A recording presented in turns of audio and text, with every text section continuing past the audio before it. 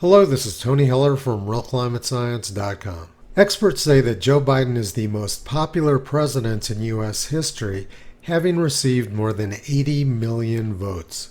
And 2 years ago, he explained why people should vote for him. There's three things right off the bat that I would do. The first thing I would do is immediately rejoin the Paris Climate Accord. I helped put that, and by the way, I helped put that together. I'm the guy that convinced our team that China would join because I had spent more time with Xi Jinping than anyone had, and he's embarrassed into having to be part of it, okay? Look what the Chinese are doing now. Their Belt and Road proposal, they are exporting more dirty coal around the world in the name of their own interests, but not doing it in their own country. And by the way, in case you want my bona fides, you can check PolitiFacts. I introduced the first climate change bill in 1987, say it was a game changer. But here's the deal. If we solved every one of our problems, we only make up 15% of the problem. So your forests are still going to find insects that are eating the evergreens in the summer.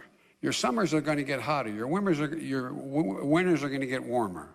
You're going to see pollution in your water supplies. You're going to see the shore lapping up and taking out land where people are living, et cetera. 85% of the problem is over there in the rest of the world. So it requires someone who knows how to bring together the world. Not a joke.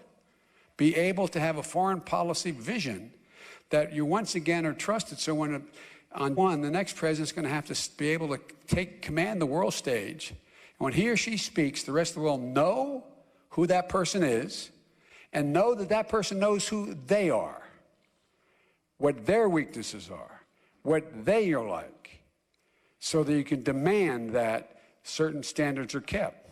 What he's saying is that the United States can't prevent bad weather, and it's really up to China. He said he was the person with the skills necessary to convince China to stop emitting carbon dioxide. 2 years later, Biden has brought us to the brink of war with China, and China has quit talking to the United States about carbon dioxide. China has increased their coal production by 300 million tons this year. And China has slashed their funding for wind and solar by 39%. Let's listen to Joe Biden's words from 2 years ago once again. 85% of the problem is over there in the rest of the world. So it requires someone who knows how to bring together the world. Not a joke. Biden says his energy and foreign policy disaster is not a joke, but it's not the first time he's done this. 8 years ago, Biden and Obama signed a climate deal with China. U.S.-China Joint Announcement on Climate Change, November 12, 2014. The seriousness of the challenge calls upon the two sides to work constructively together for the common good. And since he made this deal with China, China's emissions have continued to skyrocket. The BBC says China's emissions now exceed all developed nations combined. 2 years ago, Biden said he introduced game-changing climate legislation in the year 1987. This graph of atmospheric CO2 during Biden's 50-year career in Washington shows that his 1987 game-changing legislation accomplished absolutely nothing. Dozens of climate agreements have been signed since then. But the growth of carbon dioxide in the atmosphere has continued to increase on the same curve unabated. Nothing Biden or the Democrats have done over the last 35 years has accomplished anything.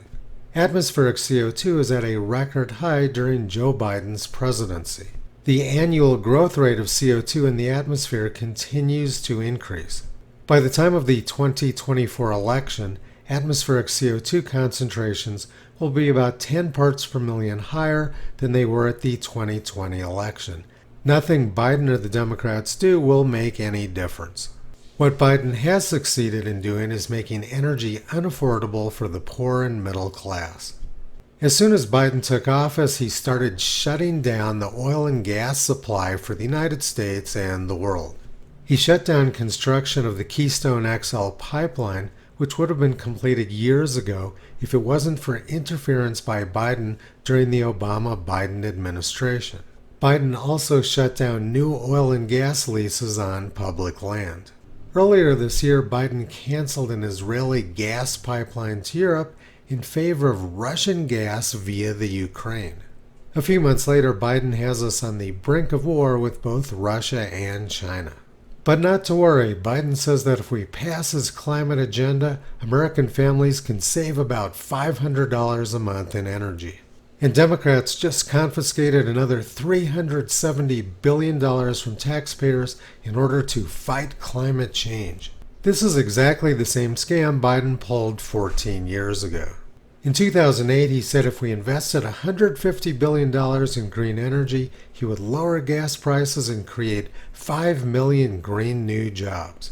But instead of creating 5 million green jobs, Biden created closer to 5,000, at a cost to the taxpayer of more than $1 million per job.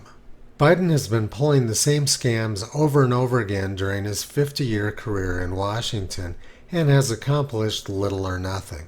But despite a 50-year record of failure, incompetence, and corruption, Biden still has 72% approval among Democrats. Dogs are very fast learners, but it appears that half of the human population isn't. Toto's been pulling back the curtain on Joe Biden for the past 14 years.